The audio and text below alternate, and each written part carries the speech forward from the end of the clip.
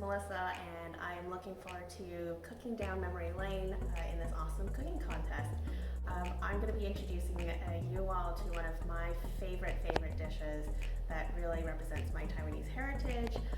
It's called排骨酥, which took me ages to figure out that in Chinese that actually meant 排骨酥湯 or fried spare rib soup. So really simple soup title, and generally actually a fairly easy recipe itself. Carries a couple of different components, and it's taken me a while to really perfect it, but I've got my trusty recipe book in front of me to kind of keep me along the way. So let me introduce you to the ingredients.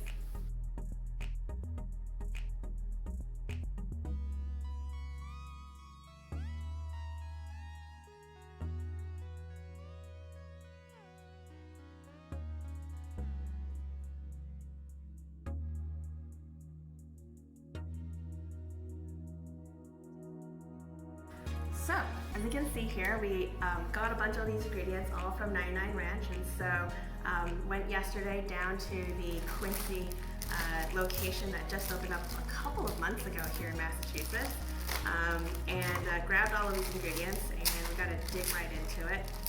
First thing we got to do is have to segment all of the spare ribs into their small little components, because what you get when you go to the meat section is these spare ribs all kind of in these long elongations. So can't really do much with that in the soup itself. You got to cut these up first individually into the respective pieces.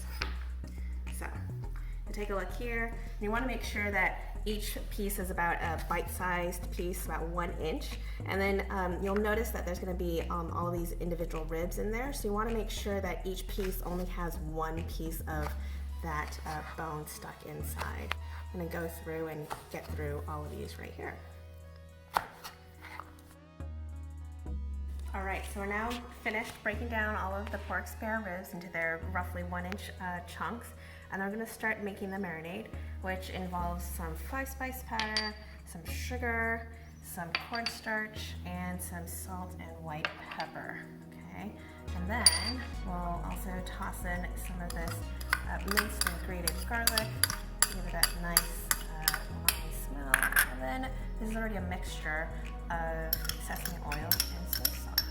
And what you're going to do is just mix this up, and the marinade should take at a minimum 20 minutes, so you can really get those flavors married up together, and you could also marinate it for up to a day to really get those flavors in. Okay. So we're going to let that sit aside. You should smell some really deliciousness coming out of this already, so can't wait to see how that goes.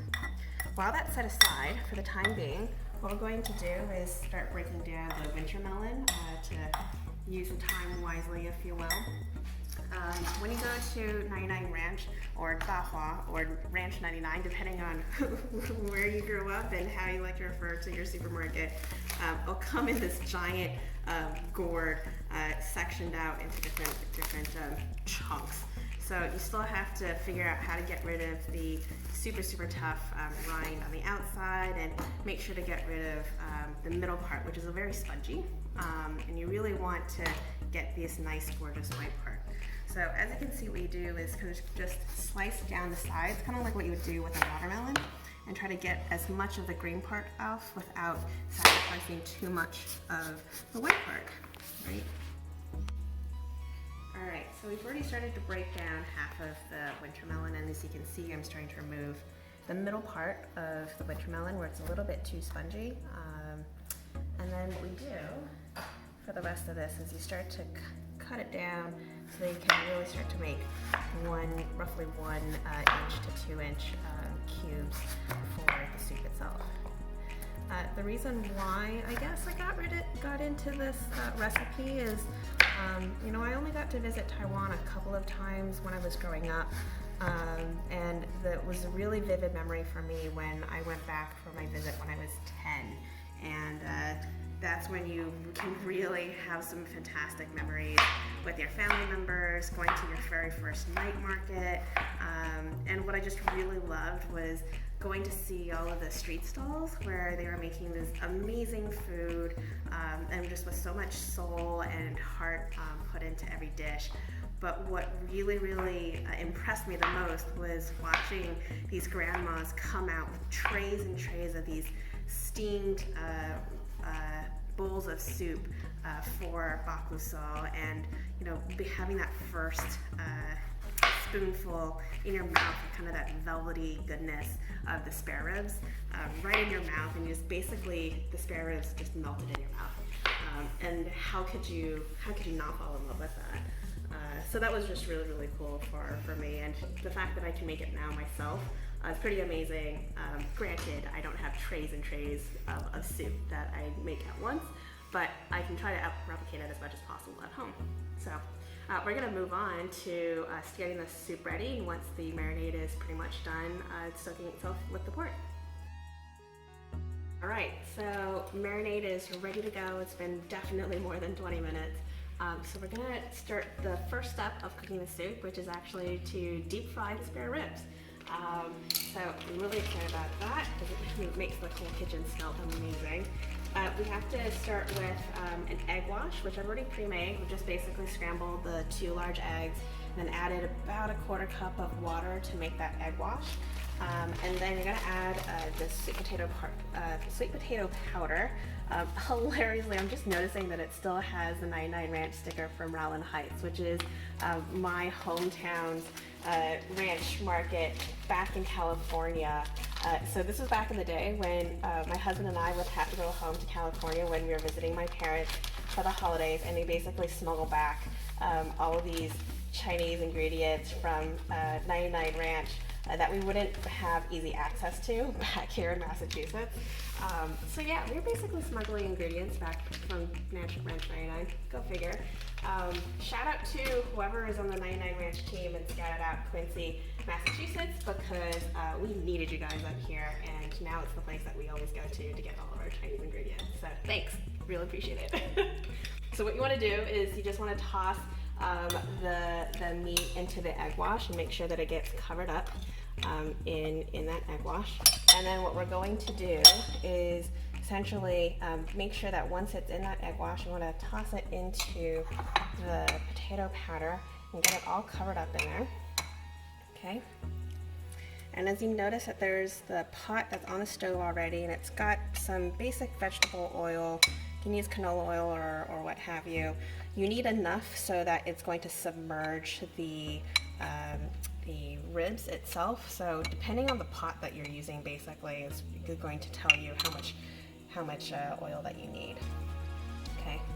So ultimately, you cover it up. Make sure that you get that powder all over the spare ribs. Okay. And pro tip here, you always want to use the same set of hands for covering up the powder and the same set of hands for doing the frying. Shake off any excess starch off of that, and then you start dipping it into the oil itself.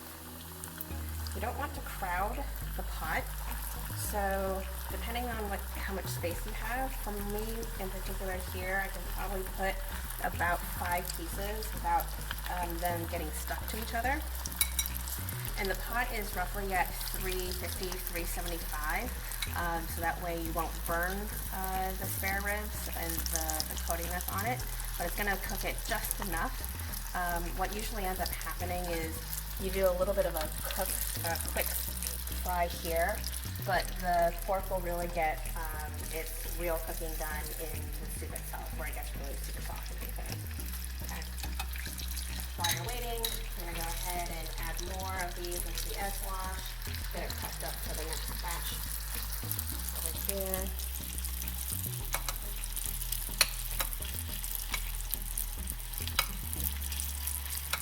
Right. I want to flip these really quickly. You're going to start seeing there's a little bit of that golden brown color to it. It's really nice. Flip it a few times, and then when you start to kind of see that batter go from a whitish brown to more of a golden color, that's when you know it's time to take it out of the pot. I'm going to keep on doing this a couple more times until you get all of the spare ribs all fried up. And then what you see here is that once I start taking them out of the pot, I'll put them aside on a plate that I have right next to the pot itself. And that's where I have a paper towel already set down, and that's where we'll put all of the spare ribs to rest, and let it cool down just a little bit before it takes its eventual bath in the soup itself.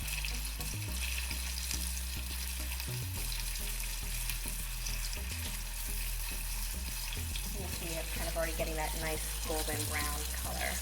So go ahead and start putting them aside and then finish up with the rest of the batch. And voila, so deep frying all done. If you could be in here right now smelling this, it is amazing. I have been known for stealing a spare rib off of the plate and just eating it straight away. So, in case you want to, we're gonna let this set aside, cool a little bit while the rest of the soup is actually getting to a start. Right now I've got 8 cups of water already boiling. If you've got pork stock on hand, that would be awesome if you could do that, but water works too because the pork flavor from the spare ribs are just totally going to infuse itself into the soup anyway. So all you're going to do really is start boiling the wintermelon, and so it's going to take you about 30 minutes or so to essentially get the cubes softened up and cooked all the way through. And then about halfway through, so maybe about 15-20 minutes into the wintermelon kind of cooking its way through, you're going to toss the spare ribs into it as well, and so that way it can finish cooking, starting to become a little bit more velvety and essentially melt in your mouth tasty, and then we'll come back from there. Hey, so we're pretty much getting to the end of our soup being pretty much done. As you can see that the spare ribs have gone in and have cooked along the way, and the wintermelon is basically translucent. You can see it's also picked up a little bit of color as well from the pork. I've gone in and added the fried shallots, about quarter cup or so, kind of like a handful in, and let that shallot oil start to seep in as well, and that's kind of where that color is coming in too. You want to do a little bit of salt and white pepper to taste, and I just tasted it now, and needs a little bit more salt, so I'm going to toss that in one more time. And it's really kind of dependent on how big your batch is. It's gotten to be really, really big, which makes me super excited. And I think we're pretty much done. So I'm going to go ahead and turn the stove off and start putting it into this bowl here. And you're going to be able to see that with some of these spare ribs that are tucked in here, how soft and unctuous it's basically gotten, which is kind of amazing. So the soup and the broth itself has really started to come through, and it's again reminding me of that time when we're sitting in one of those plastic stools and getting one piece of that pork that is just super soft, super ribbed, and has that really nice flavor to it as well. So go ahead and add just a few more of the fried shallots around here, and then some cilantro as well, and then this is pretty much ready to eat. So there you go. This is bakguso or排骨酥湯, a great Taiwanese recipe that I've taken a while to get perfected, and this is a great dish to have on a nice winter night. So thanks so much, 99 Ranch fam.